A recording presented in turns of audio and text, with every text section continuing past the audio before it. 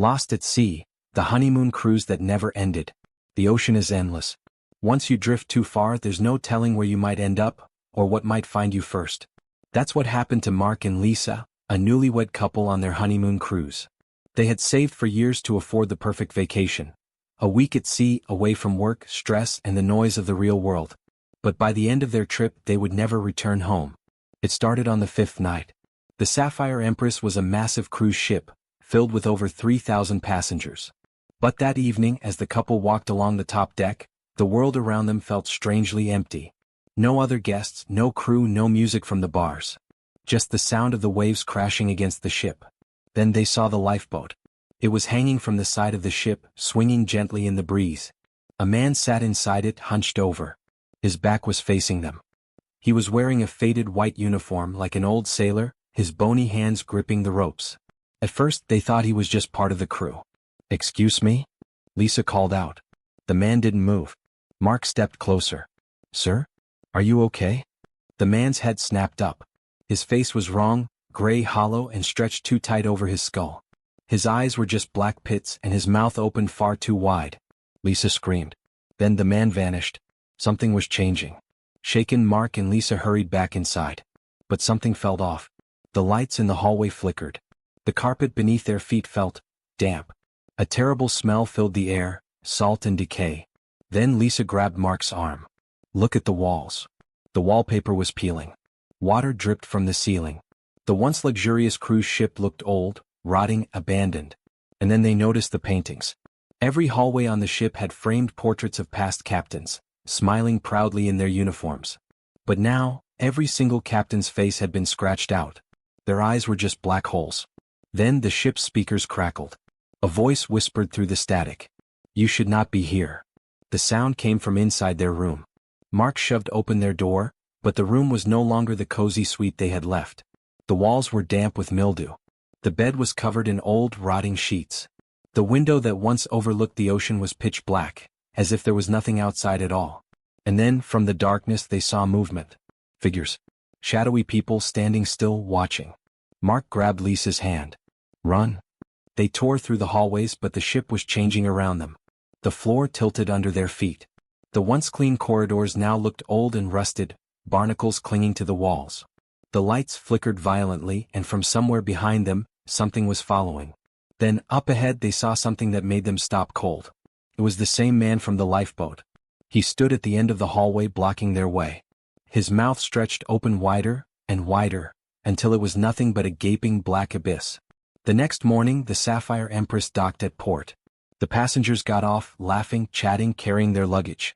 No one noticed anything wrong. But Mark and Lisa's room was empty. Their bags were still there.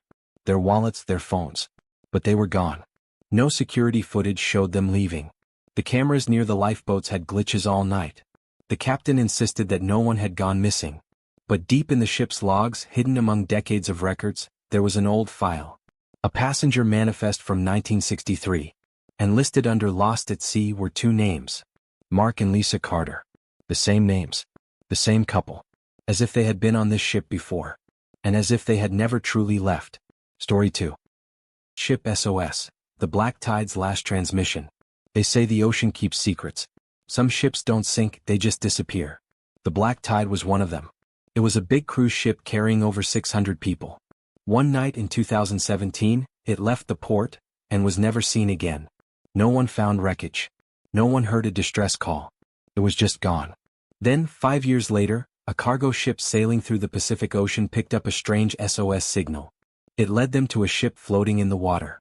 When they got closer, they saw its name painted on the side. It was the Black Tide. But something was very wrong. The ship had no people on it. Not a single soul. And yet, everything inside looked perfectly normal. Half-eaten dinners sat on tables. Chairs were pulled back like someone had just stood up. The beds in the cabins were made with suitcases beside them. It was as if everyone had vanished in the middle of their day. But the scariest part? The ship's radio had sent a distress call just 2 hours before they found it.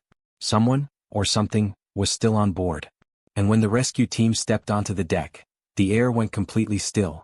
The waves stopped. The wind died.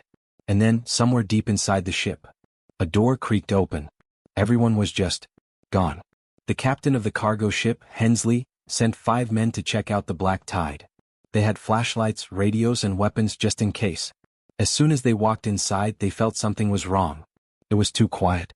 The ship smelled strange, like a place that had been locked up for years. And yet, everything inside looked like the passengers had just been there.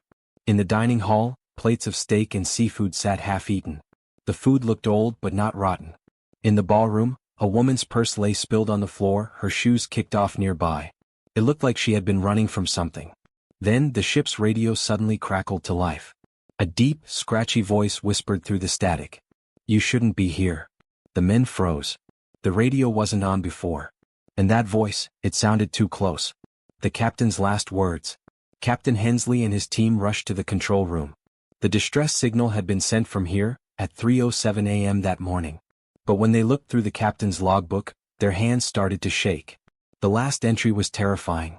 March 16, 2017 2:42 a.m. Strange fog around the ship. Equipment not working. Crew is worried. March 16, 2017, 3:11 a.m. Passengers are screaming. Crew sees figures in the fog.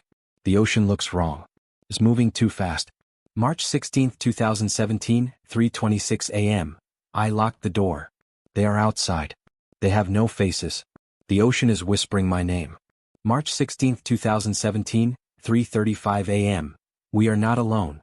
We were never alone. That was the last thing the captain ever wrote. Alvarez, one of the men in the rescue team, grabbed Hensley's arm. His voice was shaking. "Captain," he whispered. "Look at the window." Hensley turned to the glass.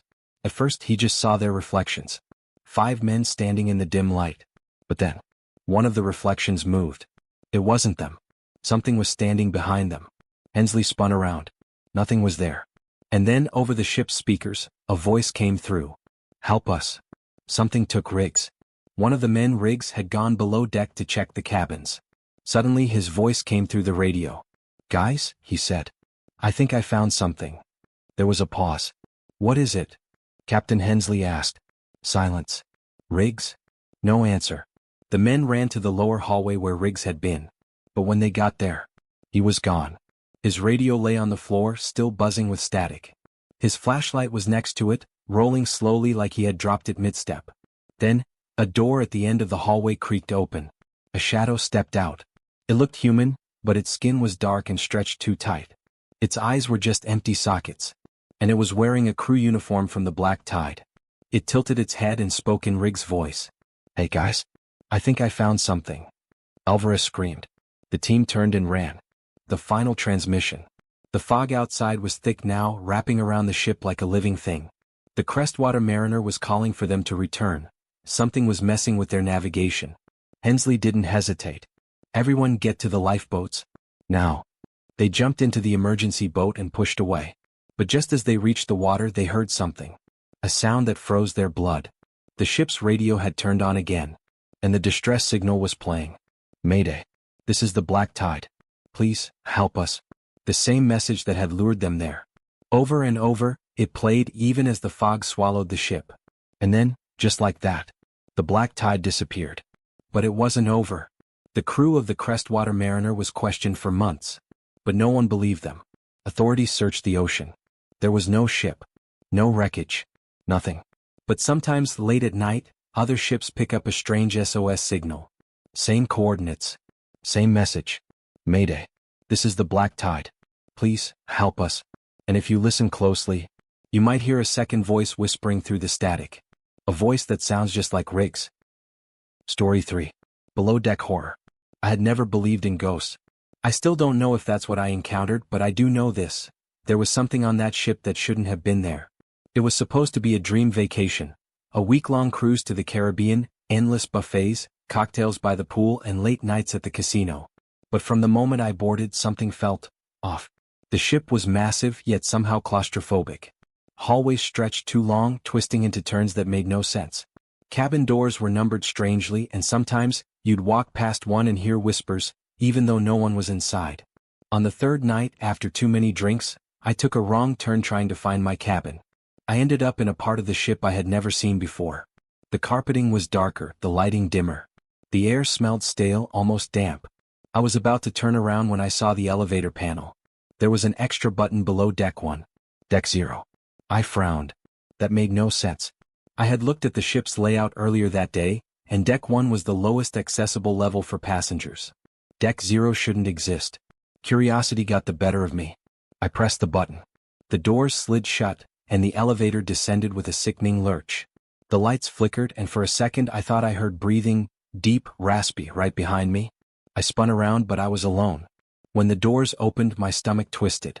The hallway in front of me was not like the rest of the ship. The walls were bare metal, rust-streaked and damp. The carpet was gone, leaving cold, grimy steel beneath my feet. The overhead lights flickered, casting long, shifting shadows. And the smell, rot. Like seawater left to stagnate in a sealed room for years. I should have gone back up. Every instinct screamed at me to turn around. But I stepped forward. The hallway stretched on, narrowing slightly, the walls almost seeming to breathe.